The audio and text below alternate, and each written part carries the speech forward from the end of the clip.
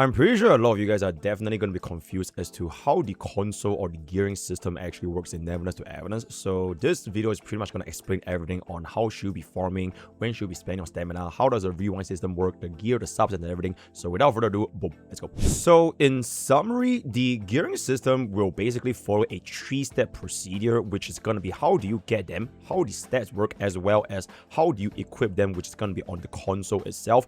Generally speaking, in NT, you are going to be splitting your gears into your modules as well as your cartridge, where the cartridge is the one that you'll be spending your stamina on, whereas the modules will be the one that you're going to be rolling with the rewind function. So for specifically where do you get your module, just press F1 or whichever the key is going to be, going straight into your console page, and you will always be spending your character pixels or the stamina into this domain over here. I would not recommend farming this before level 40 by too much unless you want to push the endgame content, because as of right now, you are not going to be guaranteed a gold drop every single time.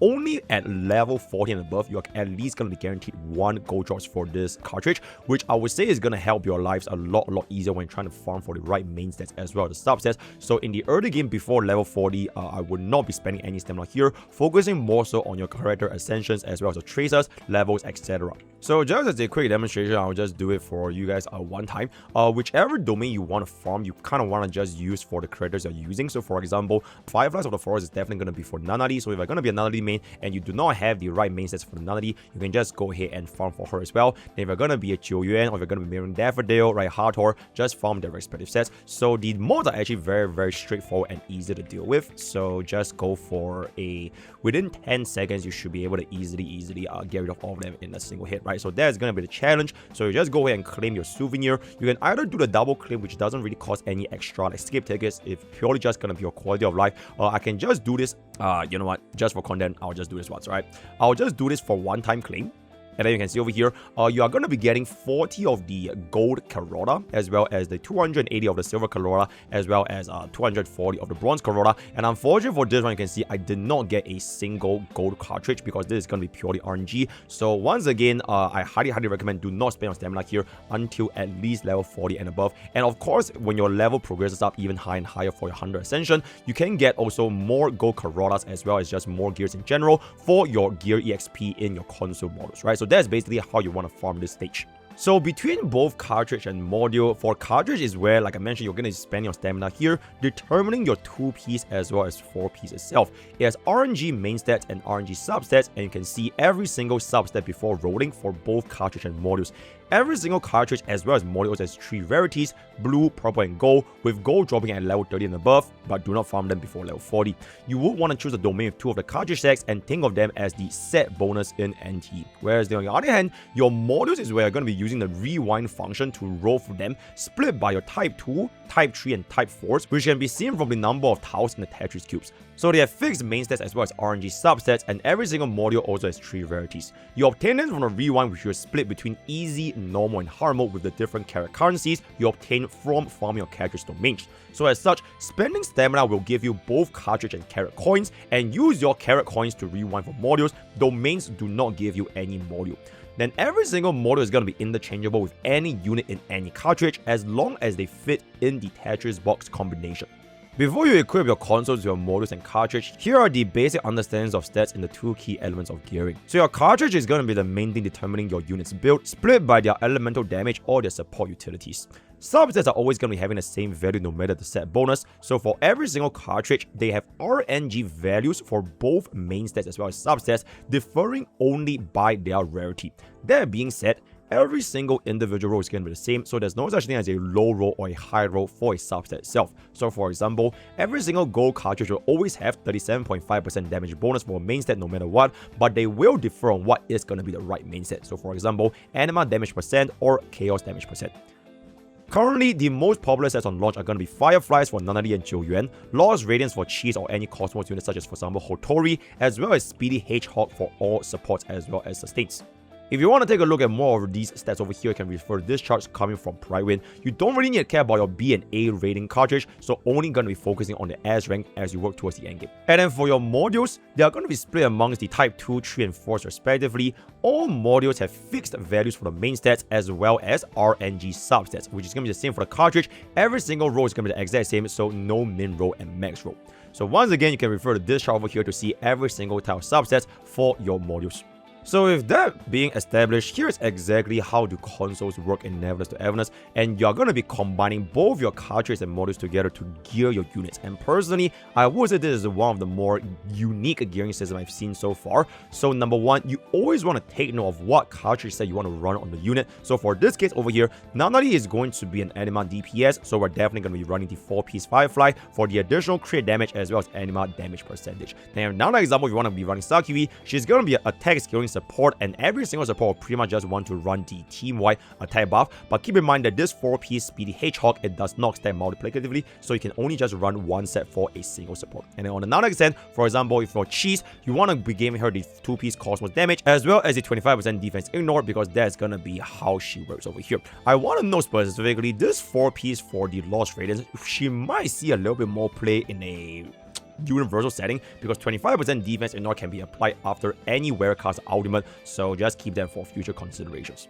After you have identified what cartridge upgrade you want to give to your unit, you want to go into the equip screen.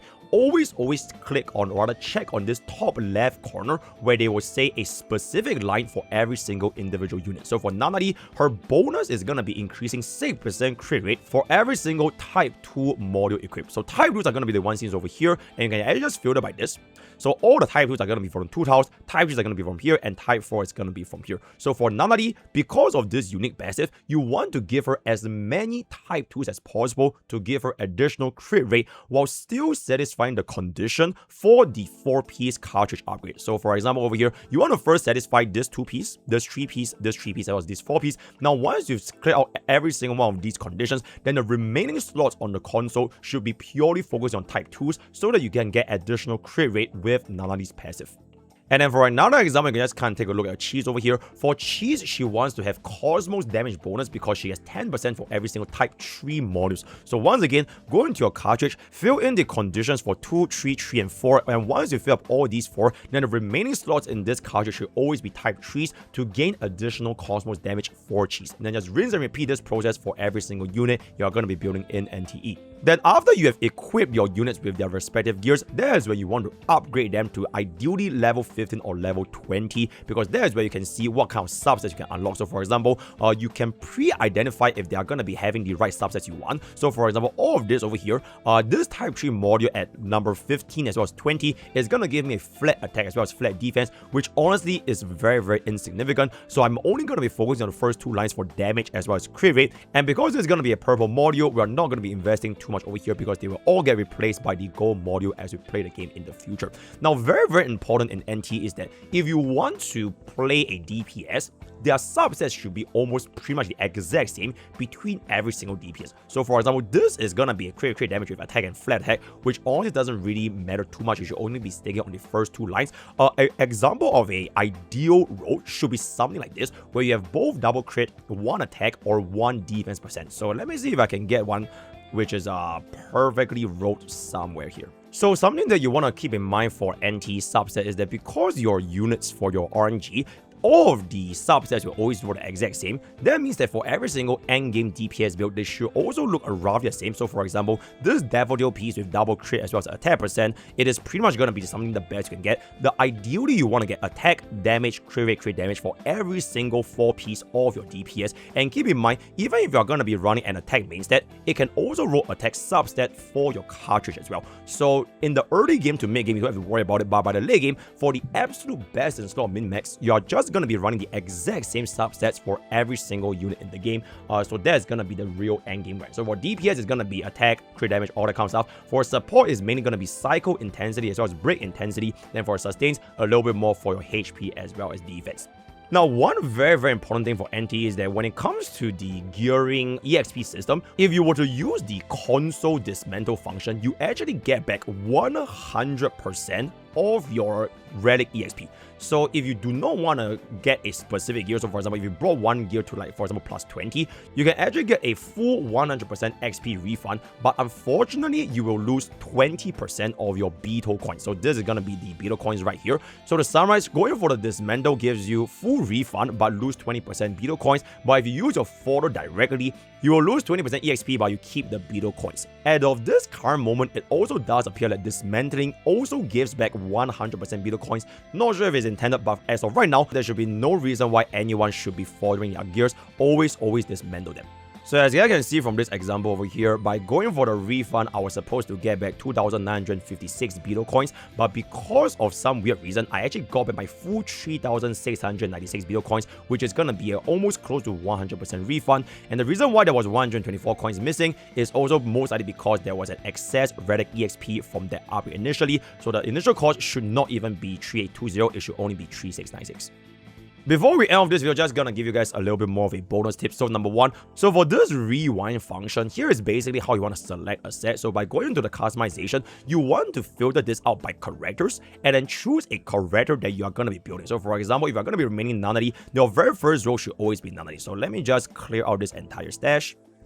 So this is going to be Nunnery, so click, then you want to build the best in slot Nunnery possible. And then for the remaining 4 slots, it will depend on which other unit you want to use. But I would say, generally speaking, the 3 slots are going to be having more of importance over the 4 slots because a lot of different units want a lot of different 3 slots.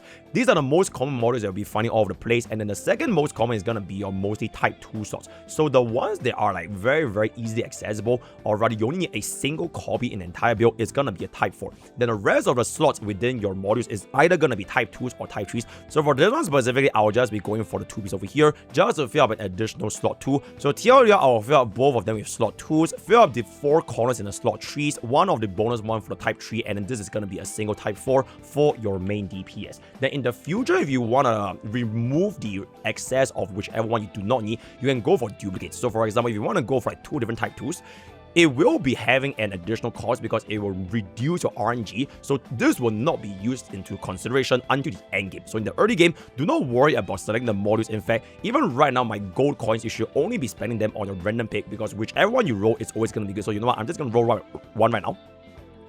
So this gave me a single slot tree, which you can definitely consider using, but because the first 3 lines are not going to be that good. So you basically do not need to worry about the customization, but towards the end game, that's basically how you do your module selection. And another tip is that at level 30, every single 80 character stamina is going to be 80 gold Carotas, so it would take 800 staminas for a 10 pool, which is also another reason why you do not want to do the module selection, especially in the early game. Now, as I've mentioned just now, because NT has a 100% refund, feel free to upgrade your units to level 20 now so that you can enhance your DPS and help you clear through the content, especially the endgame content, as fast as possible. And on top of that, we also have ourselves the beginner missions, which forces you to bring your gears to level 20 anyways, so there's no reason to hold on this, just get them done as soon as possible. I will always be prioritizing my DPS over sub DPS over support for the highest amount of damage in combat. And specifically for the cartridge itself, the biggest energy sink is definitely going to be the main stat for your cartridge over here, because as of this moment, we do not have a main stat selector. So getting the right main stats on the right set of the cartridge with the relevant substats is going to be a massive stamina sink, especially in the early to mid game. So do not bother hunting everything absolutely right now. Just have enough substats to get you through over and done with in the mid game. So for example, my Nunnery right now is going to be running a attack percentage main stat, which is honestly not ideal, but because it does roll crit rate, crit damage, and attack, and it was on the basically the right set, I'm just going to be using this for like a foreseeable future until I can get a gold version with like the animal damage or any crit rate or crit damage, and that's going to be a little bit better. Then another tip, this is just going to be purely for the cheese users. For cheese specifically, you actually do not want to give her any crit rate and attack whatsoever, because the fixed damage can only be affected by your damage percentage as well as your crit damage. The crit damage specifically is because her ability over here, it unlocks a guaranteed crit on the very first ultimate skill. So for your consoles, you only want to be focusing on sets that gives you damage percent, right? So even though this is basically the perfect roll with damage, crit rate, crit damage, and attack, for cheese specifically, if you want to save a little bit of resources, you can just aim for any that gives you a damage percent, to give you as high of a cosmos and universal damage percent as possible. So this stat over here should be getting up super high. And then cosmos percent, because we do have the right main set over here, which is honestly very lucky. With the right damage percent, then this is pretty much going to be a completed cheese build for your cartridge. And then one last thing is pretty much going to be your diminishing returns for your respective subsets. So stacking on too much attack percentage or damage percentage or even crit damage is going to be too bad, because it is the classic diminishing returns applying for a lot of gacha games. So for example, at a neutral perspective, if your damage is 10,000, 30% attack buff is going to be 13,000 damage, which is a 30% raw increase. Now if your damage is 10,000 but you get a 60% attack buff, the damage might have been 6,000, but the additional 30% attack only translates translated to a 23% damage increase from 13,000 to 16,000, hence a diminishing return on your attack percentage. So ideally, you want to balance out your attack percent with damage percent and crit damage equally.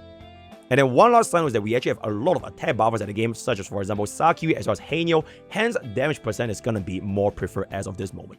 So with that, we've pretty much come to the end of our everything you know about modules, cartridge, the console system in Neverness to Everness. If you have any tips, feel free to leave it down in the comments below. That's pretty much all for today. All the best for our gacha pools. Use code PRO in terms of gamer subs, and I'll see you guys next time. Take care.